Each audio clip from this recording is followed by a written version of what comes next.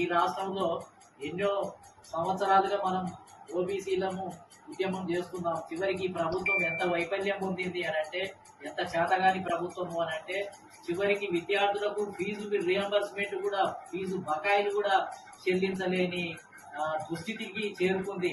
బీసీలకు రాజ్యాధికారము అంది, ముఖ్యమంత్రి పదవులు అన్నది, మంత్రి పదవులు పెద్ద మొత్తంలో ఇవ్వబోతున్నానని ఆశ పెట్టింది.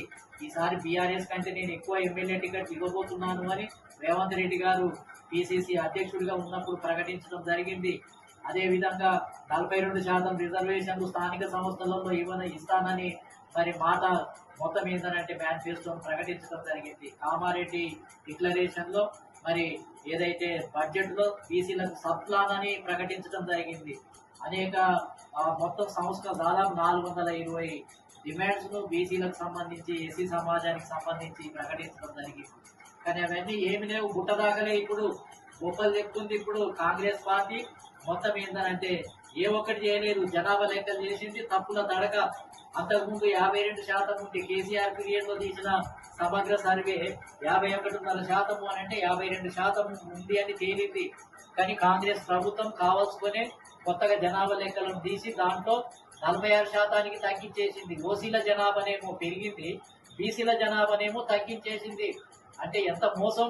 బీసీలలోనే వెనుకబాటుతనం ఉంటుంది, పిల్లల్ని ఎక్కువగా అంటారు.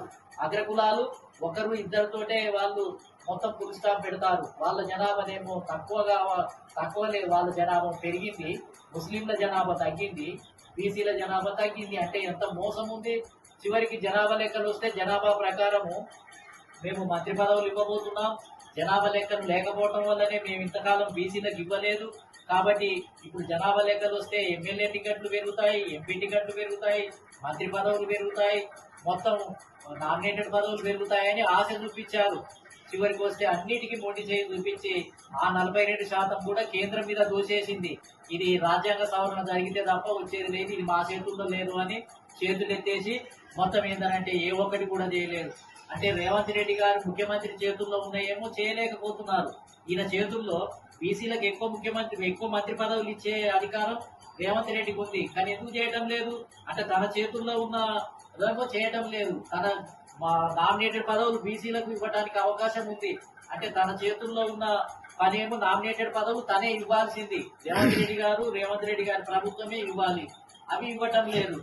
అదేవిధంగా మహిళలకు కూడా ప్రాతినిధ్యమే లేదు, ఏ రంగంలో లేదు. కాబట్టి తన చేతుల్లో ఉన్నటువంటి బడ్జెట్ కానీ, నామినేటెడ్ పదవులు కానీ, ఎమ్మెల్యే టికెట్లు కానీ, ఎంపీ టికెట్లు కానీ తన చేతుల్లో ఉన్నాయేమో ఇవ్వటం లేదు, ఒక్కటి కూడా ఇవ్వలేరు. కొన్ని బీసీ సంఘాలు అయితే ఈ పార్టీలకు మద్దతుగా, అసలు మనకు ఇవ్వనటువంటి పార్టీలకు మద్దతుగా నిలబడి కాంగ్రెస్ పార్టీ ఇక రాబోయే కాలంలో ఏమో చేయబోతుంది, మొత్తం అభూత కల్పనలతోటి ఏంటిది అని అంటే వీళ్ళు కొనియాడారు. కాంగ్రెస్ పార్టీ ఈ రాష్ట్రంలో బీసీలకు మొత్తం ఏంటంటే కిరీటం పెద్ద ఎత్తున పెట్టబోతుంది, ఎమ్మెల్యే టికెట్ ఇవ్వబోతుంది, 42% ఇవ్వబోతుంది, జనాభా లెక్కలు చేస్తే మనకు జనాభా లెక్కలు పెరుగుతాయి అని మొత్తం ఏంటంటే ఆశ చూపించి కాంగ్రెస్ ప్రభుత్వాన్ని పొగిడి శాల్వాలు కప్పి ఆయన స్వీట్లు తినిపించారు. తప్పుల తడక జనాభా లెక్కలు వస్తే దానికి స్వీట్లు తినిపించారు. మొత్తం కొంతమంది బీసీ సంఘాలు పోయి నామినేటెడ్ పదవులు ఇవ్వకపోయినా స్వీట్లు తినిపించి శాల్వాలు కప్పించారు కొన్ని బీసీ సంఘాల వాళ్ళు పోయి. అంత మోసమే.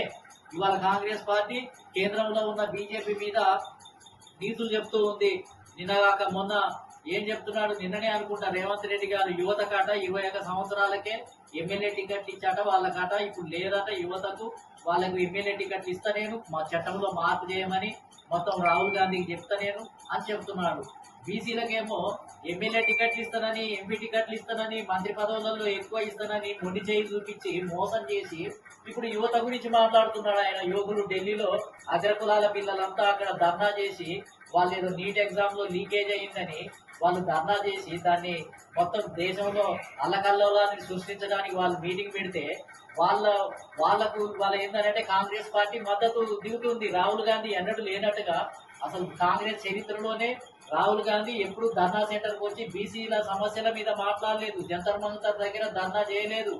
42% అమలు చేయాలని అసలు మొన్న ఏదైతే ఇక్కడ తీర్మానం జరిగిందో ఢిల్లీలో రాహుల్ గాంధీ పార్లమెంటులో, లోక్సభలో అందులో నిలదీస్తే ఆయన వెనకాల 100 మంది ఎంపీలు ఉన్నారు కాంగ్రెస్ వాళ్ళు. మొత్తం కూటమి ఎంపీలు అంతా కలిస్తే 240. 200 మంది 40 మంది కూర్చొని బీసీలకు 42% ఇవ్వాలని అండ నినాదం చేసి స్తంభింపజేస్తే మోడీ ప్రభుత్వం దిగొస్తుండే. కానీ ఆయనకి ఇష్టం లేదు.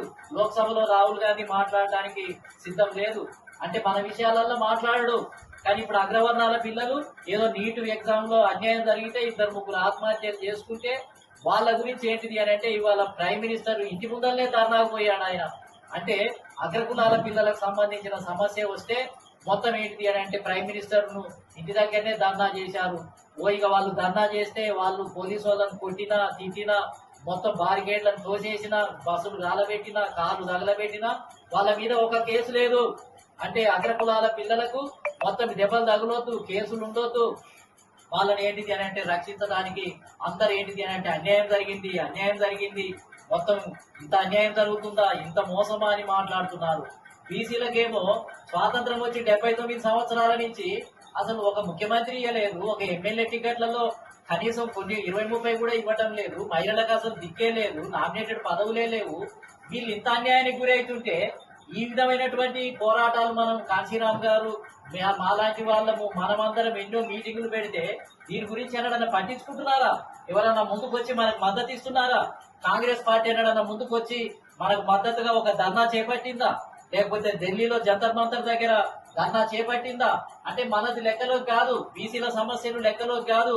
వీళ్ళు బానిసలుగానే ఉండాలి, వీళ్ళు కుల వృత్తులే చేయాలి, చెప్పులే కుట్టుకోవాలి, మొత్తం ఏంటిది అని అంటే బట్టలే ఉతకాలి, గడ్డమే చేయాలి, అదే విధంగా గొర్రెలే కాయాలి, అదే విధంగా కళ్ళే గీయాలి, మహిళలు అంట్లే తోమాలి. వాళ్ళ వాళ్ళ వాళ్ళ అగ్రకులాల మహిళలేమో ఎమ్మెల్యేలు కావాలి, మనోళ్ళు ఏమేంటి అని అంటే ఇళ్లలో పని చేసుకోవాలి. ఇది కదా మొత్తం Congress party, BRS party, BJP పార్టీలు ఇంతకాలం మనకు చెప్పేది. కాబట్టి చూస్తున్నాం కదా, అగ్రకులాలకు ఒక బుక్కెడు తక్కువైతే భరించలేకపోతున్నారు. మనకు అసలు లేకపోతే అసలు మనకి ఏమీ లేదు. ఏమీ లేనోళ్ళ గురించి మాట్లాడే పార్టీలు కావు ఇవన్నీ, అగ్రకులాలకు అనుబంధంగా మాట్లాడుతున్నారు. కాబట్టి ఇటువంటి వాటిని మనం గమనించి మనమంతా అమాయకులం. అంటే మనల్ని మోసం చేసిన పార్టీల చుట్టే తిరుగుతున్నాం, మోసం చేసిన పార్టీలకే ఓట్లేస్తున్నాం. ఎమ్మెల్యే యాదవులకు ఎమ్మెల్యే టికెట్లు ఇవ్వరు, యాదవులకు మంత్రివర్గంలో ఇప్పుడు ఎవరు లేరు, మంత్రే లేడు. అదే విధంగా ముదిరాజులకు కూడా మొన్నటి దాకా లేరు. అలాంటి వాళ్ళమంతా అనేక మీటింగులు పెట్టి ముదిరాజులు ఈ రాష్ట్రంలో నెంబర్ 1 అయ్యా, పెద్ద సంఖ్యలో ఉన్నారు, ఎందుకు ఇయ్యరు అని అంటే మొన్న మధ్యలో మంత్రివర్గంలో స్థానం వచ్చినప్పుడు, ఎలక్షన్లు వచ్చినప్పుడు ముదిరాజులకు స్థానం ఇవ్వటం జరిగింది. అదే విధంగా ఇంకా మిగతా రజక, నాయ బ్రాహ్మణ, కుమ్మరి, కమ్మరి ఇలాంటి వాళ్ళకి ఎమ్మెల్యే సీట్లు లేవు, అసలు మంత్రుల పదవులు కూడా లేవు. అంటే ఎంత మోసం, అంటే ఎన్ని రకాలుగా మోసం జరుగుతుంది ఈ రాష్ట్రంలో. నిలువుగా ఏంటిది అని అంటే మన కులాలను మోసం చేస్తున్నా మనకు అసలు ఏమి కోపం రావటం లేదు, చీమునెత్తు లేదు, అమాయకులం చూస్తూ నిలబడిపోతున్నాం. ఇస్తే తీసుకుంటాము, ఇవ్వకపోతే మౌనంగా ఉంటాం. అదే అగ్రకులాలు అయితే మౌనంగా ఉంటారా? వాళ్ళు తిరుగుబాటు చేస్తారు, బస్సులు బదులు కొడతారు, మొత్తం దేశం అంతా అల్లకల్లోలం చేస్తారు. ఇప్పుడు ఢిల్లీలో జరిగిన ధర్నా దేశం అంతా అల్లకల్లోలం అయిపోయింది ఒక నీట్ ఎగ్జామ్ గురించే. అంటే